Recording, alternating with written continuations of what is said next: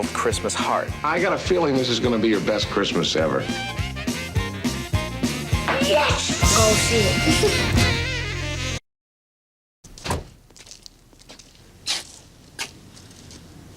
How do you want to go in? We'll go to the back door. Maybe he'll let us in. You never know. Yeah, he's a kid. Kids are stupid.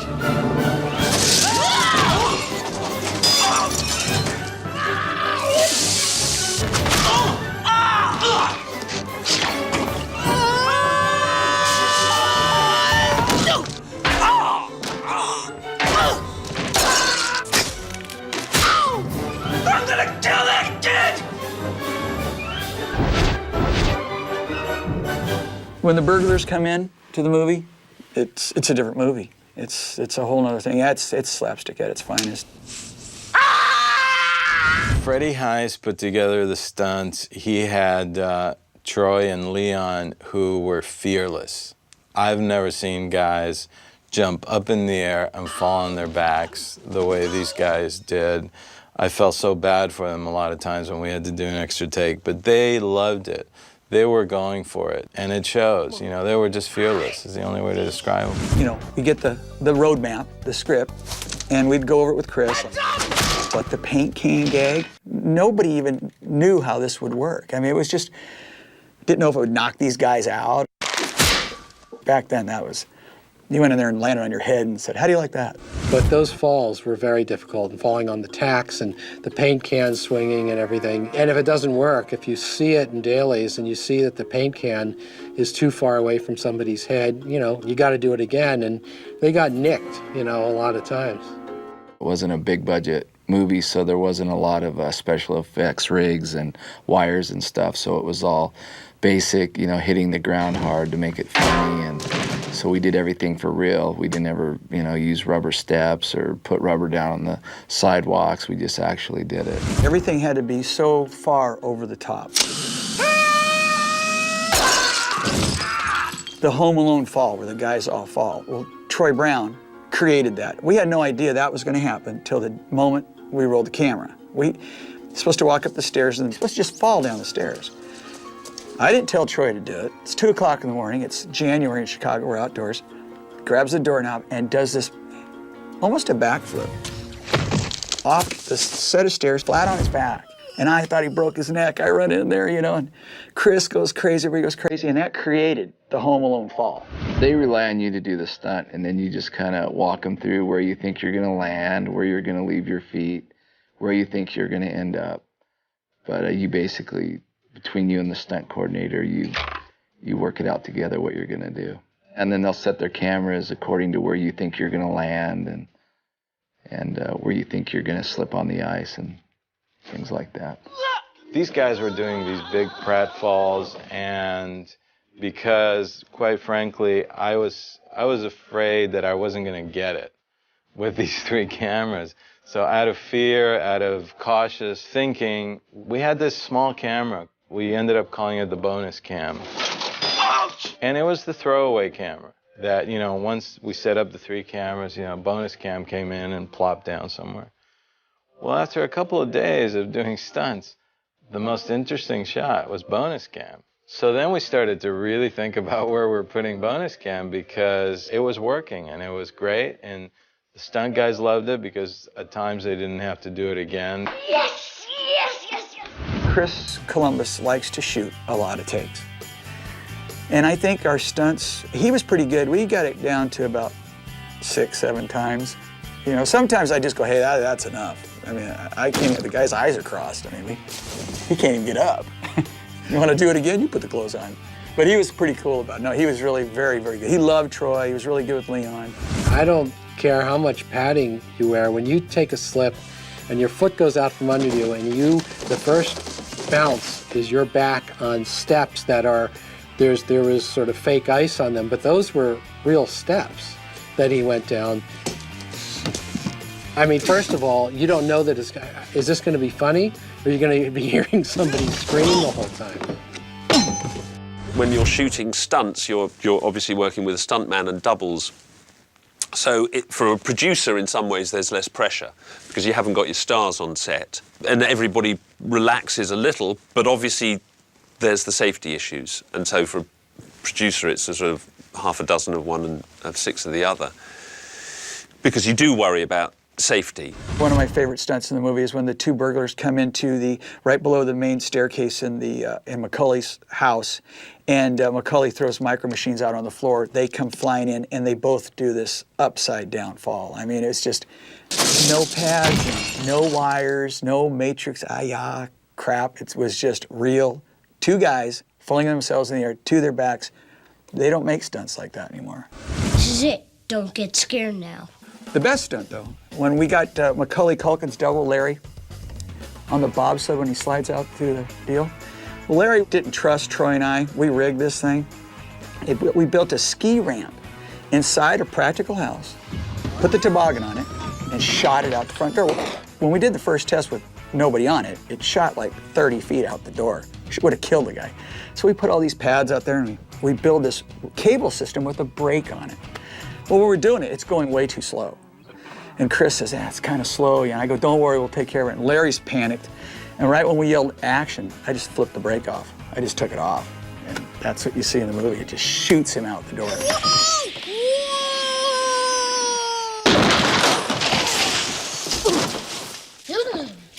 Everything in the movie was used, basically. Every stunt that we did on the show was used in the movie. When we created the Home Alone look, it was Leon Delaney and Troy Brown. And poor Leon, he had to match whatever Troy did. So it created such a buzz after the first movie that Troy and I, it opened up doors for the next 15 years. You know, I mean, I am where I am now because of that. Everybody wanted a piece of that Home Alone look. You guys give up, or you're thirsty for more?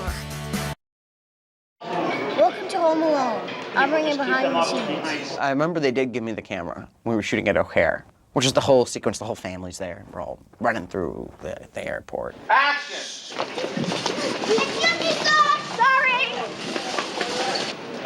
That's good.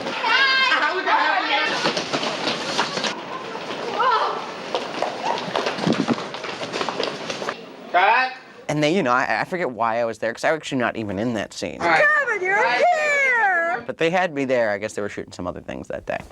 But yeah, they had just run around and just basically be a 9-year-old given a camcorder, which was a big deal 17 years ago. You know, having a camcorder was a big deal. Macaulay Culkin show, going all around the world just for you. The behavior of Home Alone behind the scenes. Hey, wait a minute. Isn't that Kevin? It's on now. Is that Kevin McCallister? We love you, Kevin. Oh, God, can we have your autograph? Please, we love you so much. Yo, the new kids. Is my hair okay? Oh, you look gorgeous. Thank No, hold on. Oh, fab. Fabulous. Stop being dopey. And won't be dopey during filming. Cut on set and action. He's at home. We left on an overseas flight and somehow we... This is behind the scenes of Home Alone. This is our set. Then we're coming home together. I don't know if I can stay down here. Go back up. Great action, guys. Great action. How you doing, pal? Good. Chris, do you need any help? Finish your set. I need you to direct this scene. You okay? I'm all confused. Okay. Sometimes Chris needs some help setting up shots. Yeah, and he does. Dennis. Cut. Let's see this. It's directly by. There you are. I already got some interviews. Captain O'Hara, what's it like working as a mother of the actor Macaulay Culkin? Oh, I couldn't ask for a better job. I'm the luckiest girl in the world to work with Mac. Mac's a really special guy. And, I'm gonna make him a close-up now. okay, and I really like him in more ways than one. He's cute, he's nice, Next and question. he's got cute cheeks. Do you think Home Alone will be a hit movie? Sure, How come? because it's coming out at Christmas. It's got a lot of funny parts in it. And Mac is in it. Yeah, that's it. Our next interview, Hillary. Yeah. How was it like being an actor? Well, it's interesting because you get to meet a lot of new, interesting people, and it's very fun.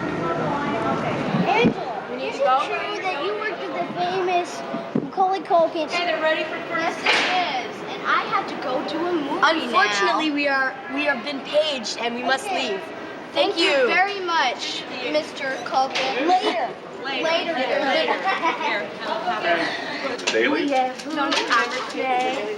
La Police of Chicago. Don't be afraid to move those feet. I shot a little bit of the airport. It just looks neat. I'm like running through everything. Well, one shot I went through everything like how it is being my size, running between people and like.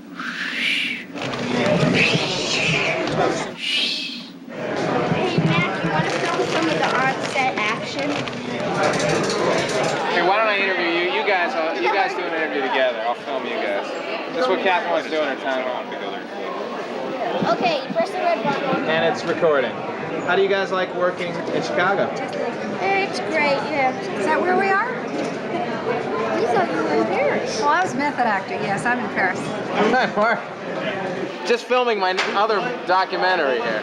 This whole area has to open As long as we get credit for the shots. You got it. Jan, that's another setup. Lunch, 1 hour. It's odd looking back on it. It's a different life. It's a different lifetime ago. Home Alone is simply my most favorite movie that I've photographed. It's very entertaining and it's very heartfelt. Of the 27 films that I've shot, it's by far my most favorite film. Where I went to see what was described as a little Christmas film, and I had no idea what to expect, and I was enchanted.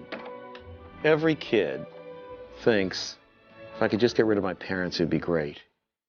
And every parent, once in a while, tell the truth parents, thinks, if I could just get rid of my kid. Then the flip side of those two things obviously occurs, where the kid goes, geez, I didn't mean alone, I just meant not now.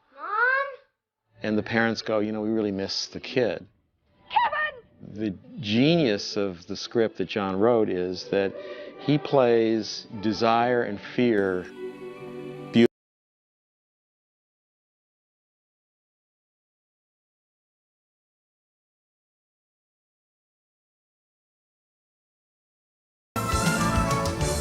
This house is so full of people. It makes me sick. When I grow up and get married, I'm living alone. Did you hear me? I'm living alone. My problem in the film business is that I started with John Hughes, and so he would give me a script, I'd read, I'd go, oh, that's pretty good. You know, first draft, that's pretty good. It took about 10 years after working with John to realize just how good they were. Sometimes you read a script and it says, you know, and the bad guys get the crap beat out of them. One of the brilliant things of John's writing was that he laid out the physical comedy in exquisite detail. It's so well written and it's so well executed, and it's so much fun, and it's so much fun for everyone. And so when I first read the script, I was laughing out loud.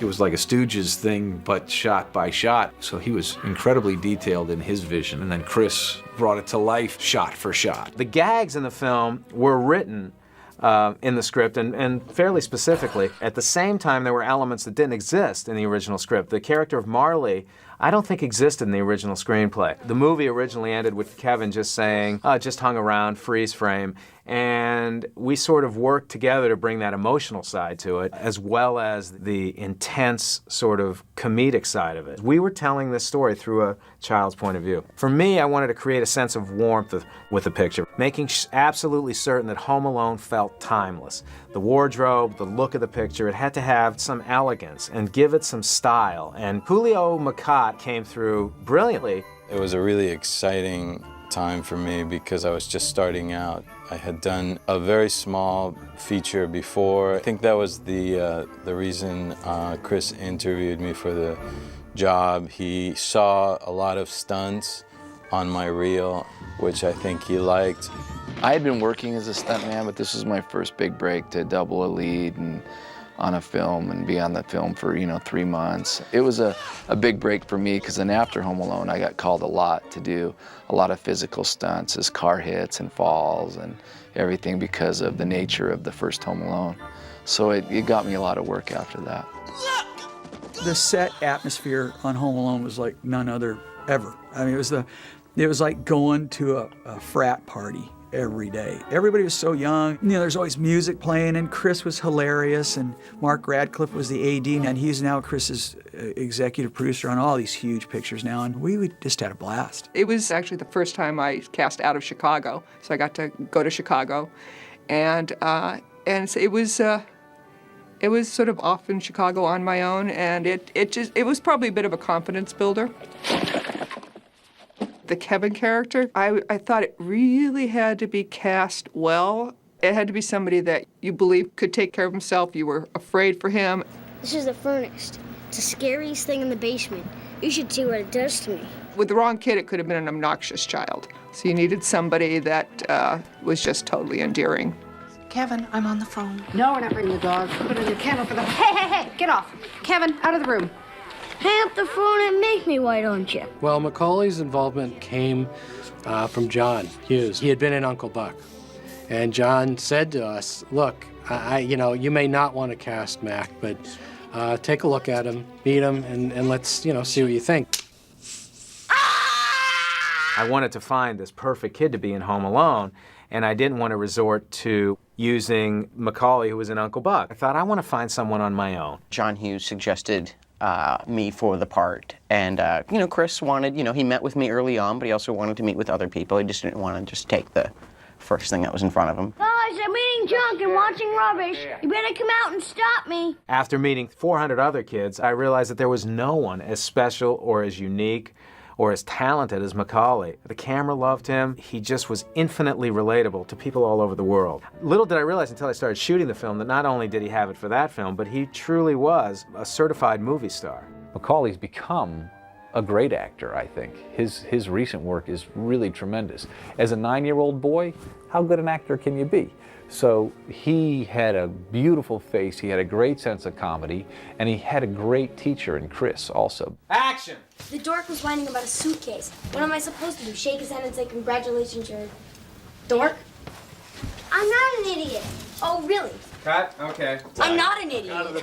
Yeah. Now, guys, here's what you can do. Megan, Hillary, you guys can move a little faster here, okay?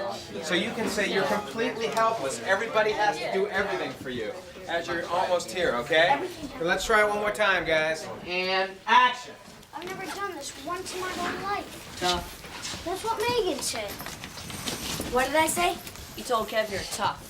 The dork was whining about a suitcase. What am I supposed to do? Shake his hand and say, congratulations, you're an idiot?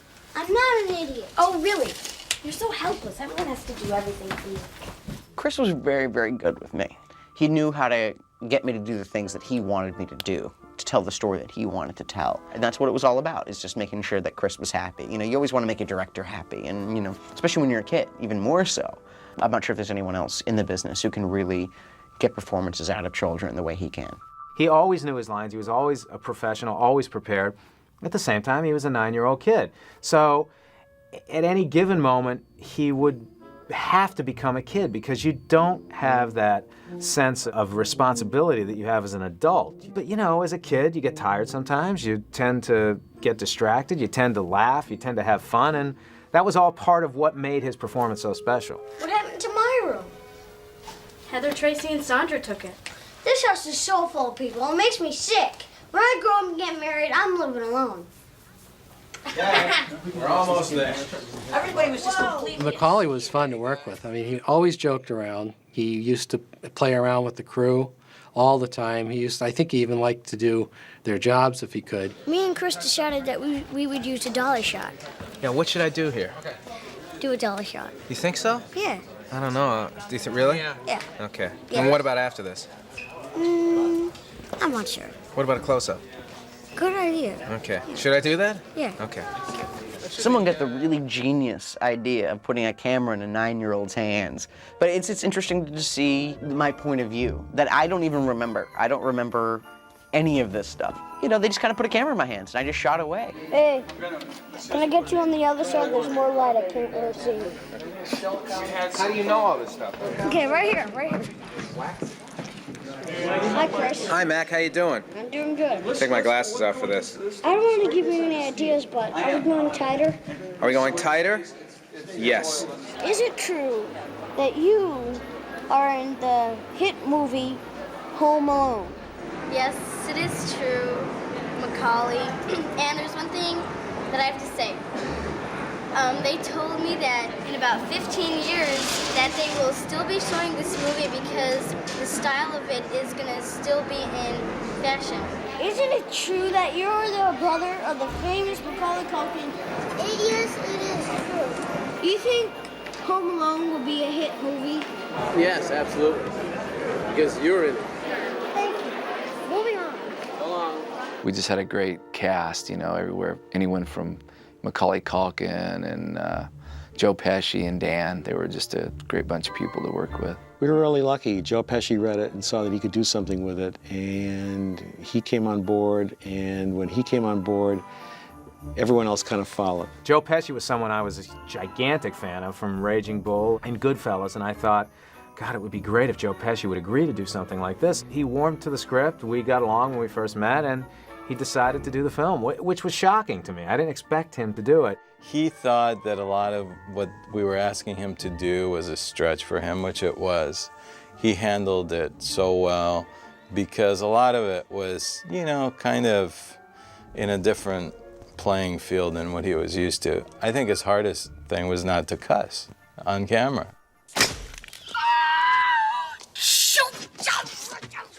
I'm working with Pesci. He's such a little whiny, annoying guy who I absolutely love. He pushes you, and he wants it to be perfect, and we love being silly together. Marv!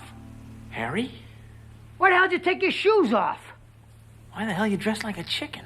I had been a huge fan of Daniel Stern ever since I saw Breaking Away, and he was just, I thought, a phenomenal actor. He was always my first choice, although he wasn't originally cast in the film because we couldn't afford him. They hired another guy, and then I think the other guy, whose name I can't remember, and Pesci rehearsed for like a few days, and then they called me and said, okay. Ironically, because of a failed screen test, Dan ended up getting the role. Thank God that other guy didn't do that movie. It would have been so stupid to have passed. When we first started shooting Home Alone, Chris wanted to have a real sense of danger until the explosion at the end when all the gags are set up and then Macaulay pounds us, and then it got more cartoony. So it was kind of being silly and stupid, but trying to keep some malevolence to it and unleash the slapstick at the end. Hiya, pal. We outsmarted you this time. Get over here. And they had me hung on the hook, which was a whole kind of little system thing that they'd have put me up there and stuff. And so we're rehearsing, and you know, Joe goes, First thing I want to do is bite off every one of his fingers, one at a time. I don't think he did it on purpose. He bit me. And I think he just meant to put his teeth on my finger, but he bit down a little harder than he thought. And I have a little Joe Pesci tooth mark scar right here on my finger. And it's still there. But you know, I'm actually really proud of it. It's my little Home Alone battle wound. Although we tried to rough up Macaulay as much as we could because that was our best shot at him, you know. Stationary target, finally, that kid. I'm gonna kill that kid! What are you gonna do to him, Harry? I'm gonna burn his head with a blowtorch. You can smash his face with an iron. The iron, the way we shot that actually was interesting because the way they did that, obviously they shoot up and they have an iron dropping towards the camera. But when they want to film down looking at me, they built a rig where they put the camera on a rope and dropped the camera at me, and the rope was supposed to poing, you know, stop like right there. So, and I'm supposed to be looking at this 300-pound camera dropping at my face. Okay, I hope we know what we're doing.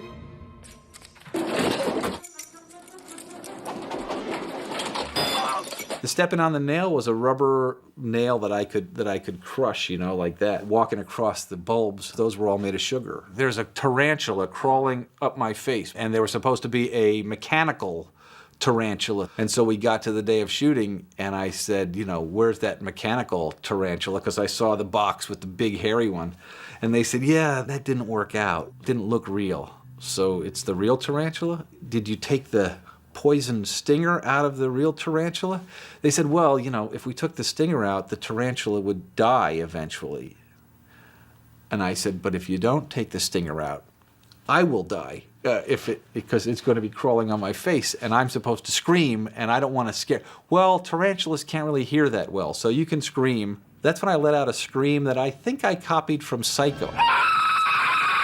I hope you're making this behind the scenes interesting.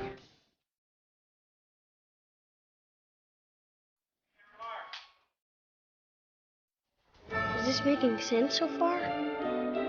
I think what happened with this film is something that doesn't happen often. You have a good story, and then you have a good performance, and then the next layer is you have interesting way of presenting the story, you know, with the photography, with the sets.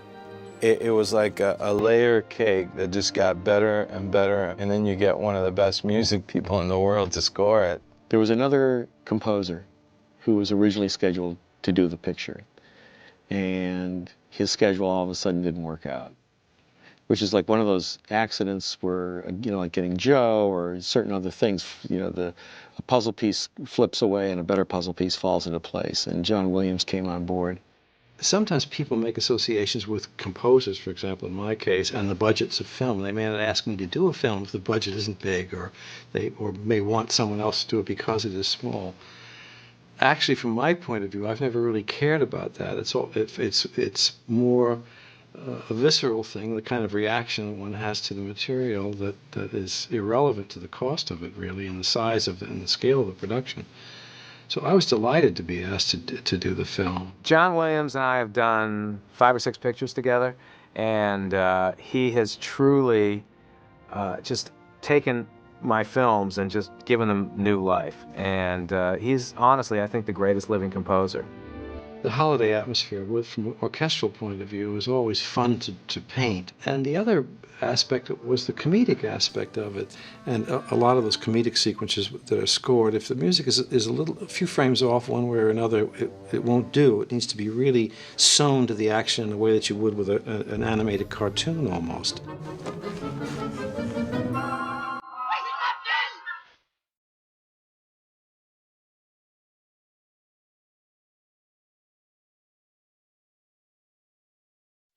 It's a difficult piece to do, even though I think I had more chuckles and more fun doing it than a great many other films that I've done. This film had a lot of heart to it as well, particularly the scenes in the church, and he gave it just a big Christmassy feel, which was one of the real things that John Hughes was trying to do, was to deliver a Christmas film. At Christmas, you sit, and it's always the same films being shown endlessly. It's a Wonderful Life, and, well, you know, more 34th Street. Well, he remade that for that very reason. So he had his eye on that market, and John Williams really helped us hit that mark. Both Chris and I had talked about A Christmas Story, which was kind of a contemporary of this film. It was a favorite of both of us. And both of us wanted to do something that was a little more fine-tuned and a little more classic in the sense of presenting Christmas in a more regal way. The key for me is to always create films that don't feel dated. A picture like Home Alone still makes an audience laugh as hard as it did when it was first released. And that to me is what we wanted to do way back then. You know, the goal was always, the mantra was always, guys, when we're old and gray and it's 3 a.m. and this pops up on the Late Show, I want to make sure that none of us are embarrassed by it. It's still funny in the way now, today, that it was back then, and I think it will continue to be. I think it's a classic movie, and it's just, I'm very, very proud to be a part of that. Home Alone is the most special movie I've ever been in, actually. I mean, I love all the movies I've been in, and I'm very proud of them, and I've had great people to work with, but Home Alone has been a calling card throughout the world. What else did you do while we were away? Just hung around. We were just trying to make a good film, as good a film as you can. And making good films is like putting lightning in a bottle. I mean, you assemble the best team you can, and then you pray, because you don't know. I mean, that's what makes making films quite an exciting business in all respects. I think Home Alone is everything. It's certainly a holiday movie. I mean, see it every holiday season. I mean, it's a family movie, and it's wonderful slapstick and a comedy. So I think it probably hit every area. So kids could love it, parents could love it. It was a true family movie where everybody could have a good time at the movie. And you know, I've done a lot of thinking about what we did right on the film, because I wanted to recreate it in other films, and it's really difficult to do because the film took on its own style. I think by handling the scenes in the right dramatic context and being aware of the scenes that came before and after, the film took on its own flow that worked for the film.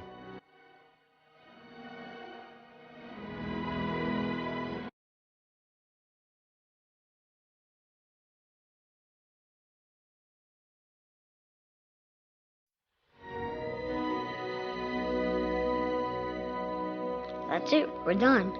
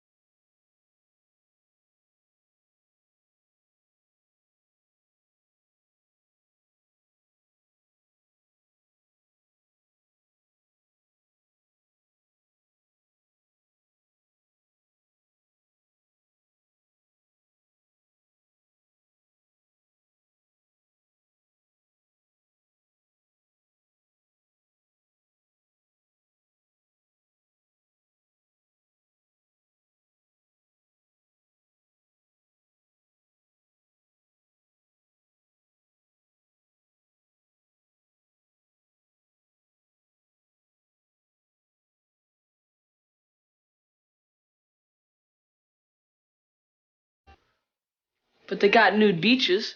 Is he a grip? I don't know. What is... Buzz was a good kid. I really don't know. Do you know what he's doing?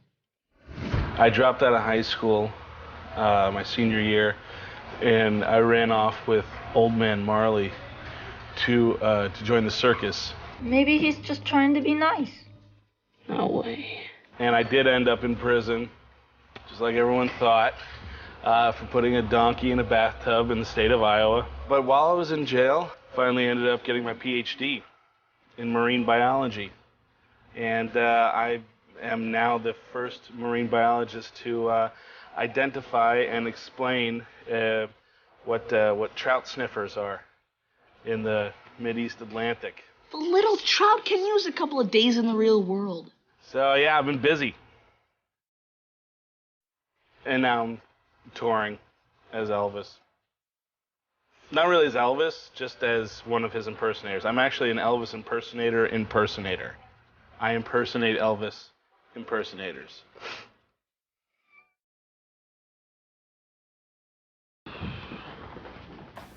How you kids doing, huh? Good. A lot of action around here today, huh? Where you going away? Vacation? Where you going? Disney World? Disneyland?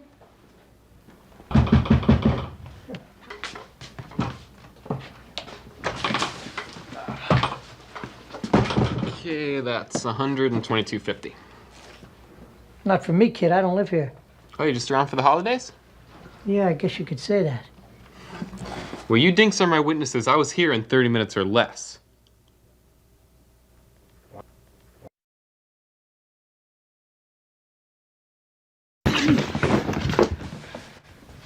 As soon as I get something on that old maniac, I'm calling the FBI and turning his ass in for the reward money. And you, If you don't get out of my room, I'm going to nail you to Marley's front door and ring the doorbell. Go! That microwini is the guts of a butterfly.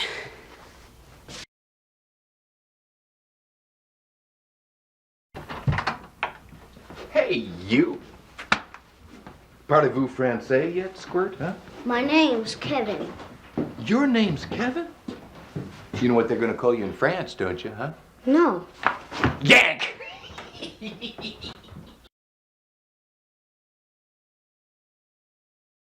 pizza's here, guys! There you go. All right. That's $122.50. It's my brother's house. He'll take care of it. Whoa. Excuse me, miss. Are you Mrs. McCallister? Yes, I am. Oh, good. Oh, but I'm not the Mrs. McCallister who lives here. Frank. Hi. Hi. Merry Christmas. Merry Christmas. You Mr. McCallister? Yeah. The Mr. McCallister who lives here? Yeah. Oh, good, because somebody owes me $122.50. Am I under arrest or something?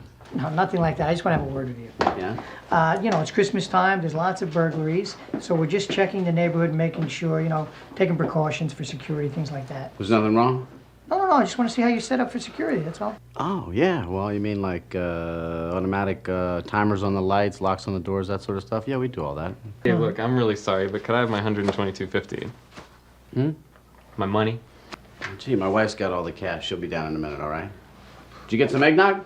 Eggnog? That's it, right? No, I didn't get it. Come on, Dad, let's eat. Eggnog? Hey, listen, are you gonna... When are you leaving? You know you could get arrested for interrupting people when they're trying to talk, kid? God, I'm sorry.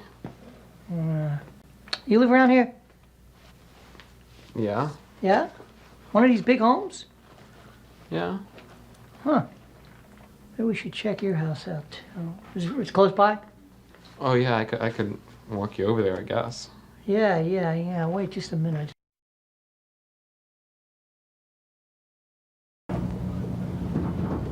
Five families gone on one block alone, and they all told me from their own mouths. It's almost too easy. Remember the good old days when people used to stay home for Christmas? And now it's off to Hawaii or Aspen or Paris. Whatever happened to sitting around the fireplace with your family? Roasting chestnuts. Singing Christmas carols. That's why I hate Christmas, Marv.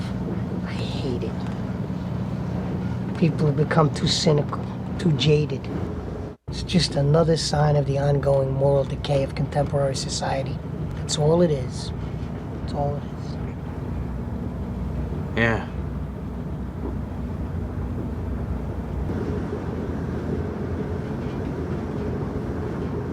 So which house you want to hit first?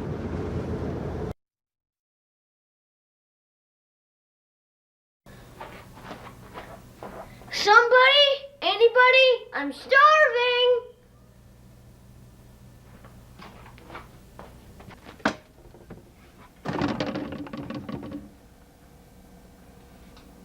I don't remember the food groups.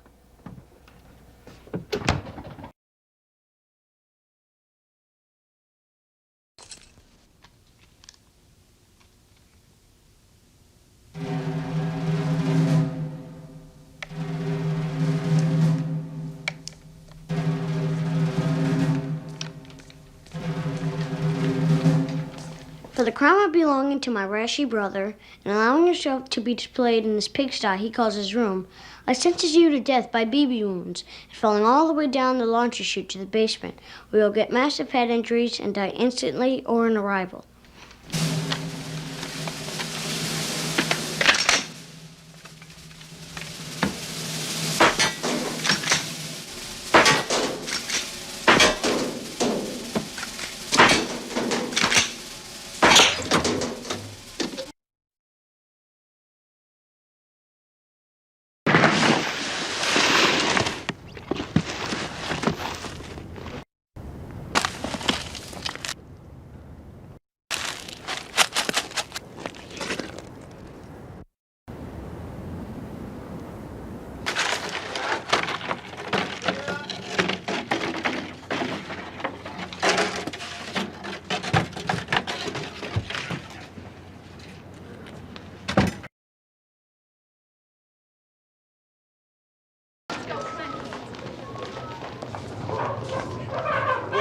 through customs by now. Are you sure this is the right Yeah, right place? over here. Come on. Okay. Great. Okay, Good girls. let's Now try the watch sign, for your Keith. cousins. Very good. I'll There you take go. this end. Let's You unfold take it. that end. Okay, hold it up. Watch for them. I don't see them yet. Keep looking. I think. Wait, who's that? Hey, look, there they are. Oh, wave to your cousins, girls. Look how happy they are to see us. Hi, Kate.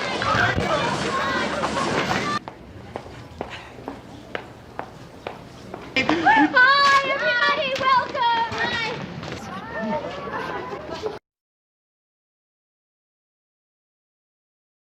Vous avez tout votre temps. Rentrez, parlez-en à votre femme. C'était mon intention. Oui, je vais faire établir le contrat. Il sera prêt demain matin. Très bien, monsieur. Vous êtes d'accord, Georges? Je suis d'accord, monsieur Potter. What are they saying? I don't know. Do you understand French? No. Parlez à la téléphonique. Do you speak English? Parlez anglais. Est-ce qu'il y a une personne qui parle anglais là? No, I don't speak French. Don't speak French. You get anybody? I can't get anybody. There's nobody home. Nobody's home for the holidays. They've all gone shopping. Operator? Attention, attention! Look what I have found in the kitchen! Frank, those are for later. Frank. Mes petits enfants, do you want to have a little shrimp, huh? Hey. Jeez, Buzz. I didn't get one. Hey, you, punk. Sur le floor.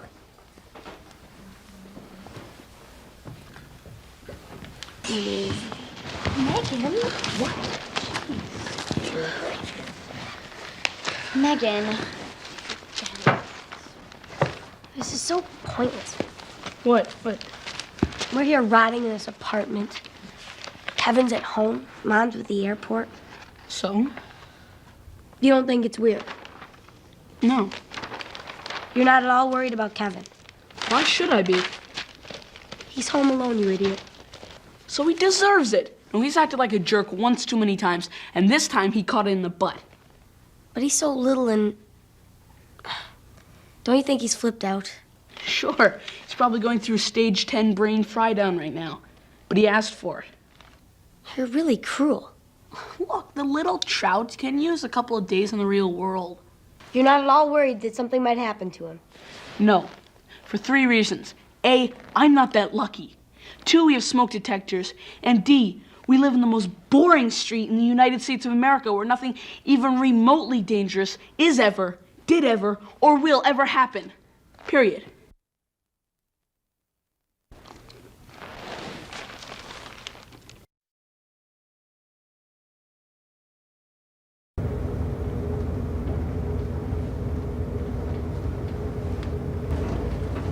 Where did he go? I don't know. What do you mean, where did he go? I don't know. How could he just disappear like that? Look, let's just forget it, okay?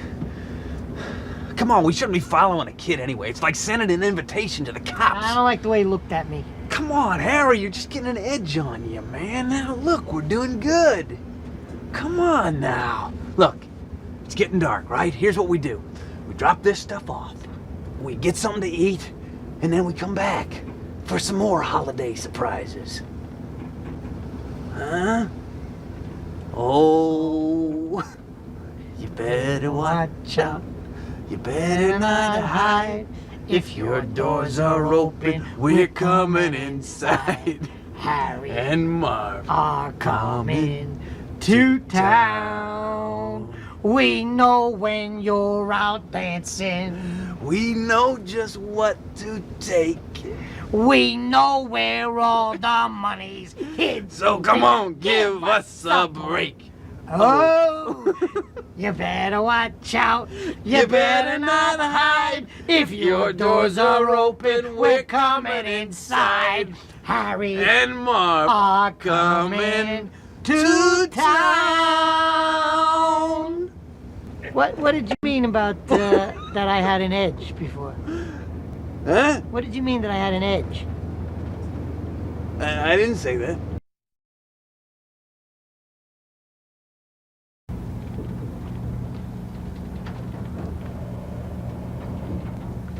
Where'd he go? I don't know. Where'd he go? I don't know. How could he just disappear like that? What is the big deal? I don't like the way that kid looked at me. Well, we shouldn't be following a kid anyway. It's like sending an invitation to the cops. He knows something. So what? He's a kid. I mean, what can a kid do to us? He knows something. Look, Harry, why don't we go to another neighborhood? We'll knock off a couple of houses. You'll feel better. I don't like the way he looked at me, I'm telling you.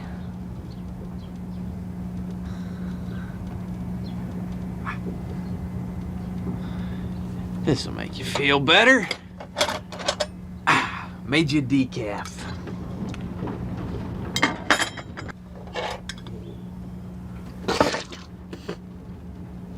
Better too strong. Just steal something that know how to work. It's good.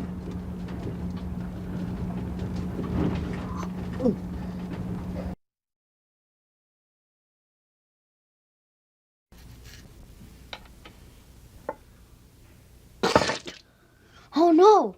I just brushed my teeth with someone good. Better wipe off the fingerprints.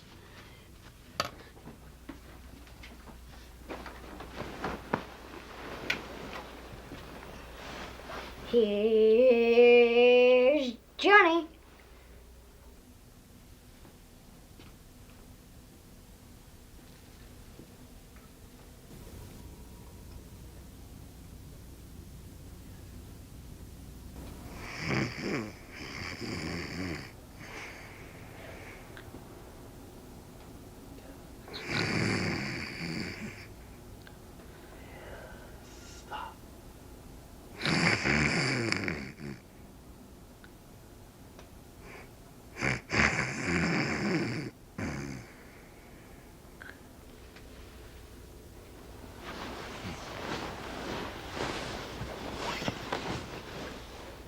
I didn't mean it.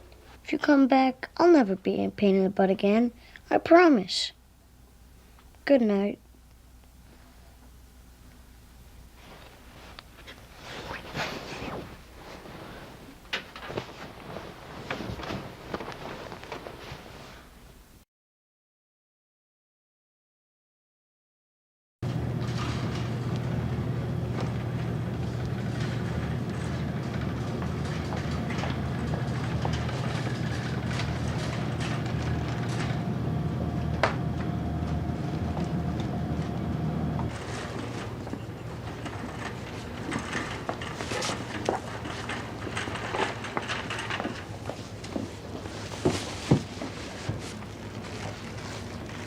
Pushing the cart for Mommy? Yes, ma'am. What a good little helper you are. I bet you'll get lots of swell things from Santa tomorrow morning. You never know. Excuse me, what's the stuff that you put in the washing machine that makes your clothes feel as fluffy soft as a kitten, smells fresh as a springtime breeze? Fabric softener? It's for Mommy. It's in aisle 2. Thank you. Have a most Merry Christmas. You too.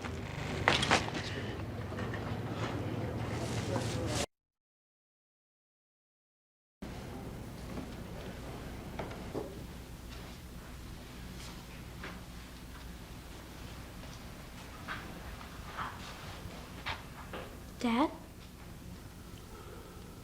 Lenny, what are you doing up, sweetheart? Have you heard from Kevin? No. You want to sit down?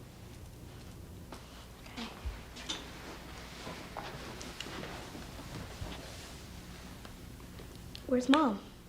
Mom? I think she ran off with some Parisian playboy. Dad. No, she just got on a plane to Scranton to go back and get Kevin. Oh. She won't be here for Christmas. Kevin won't be here for Christmas. It won't even be like Christmas. Well, we'll just postpone Christmas a day. I think that's a bad idea. We don't have much choice, sweetheart. Well, family shouldn't be apart on Christmas, no matter how mean they are to each other the rest of the year. Us here, them there. It's stupid, Dad. Christmas isn't about Paris. Well, what is Christmas about? Well, Christmas is about families being together. That a girl.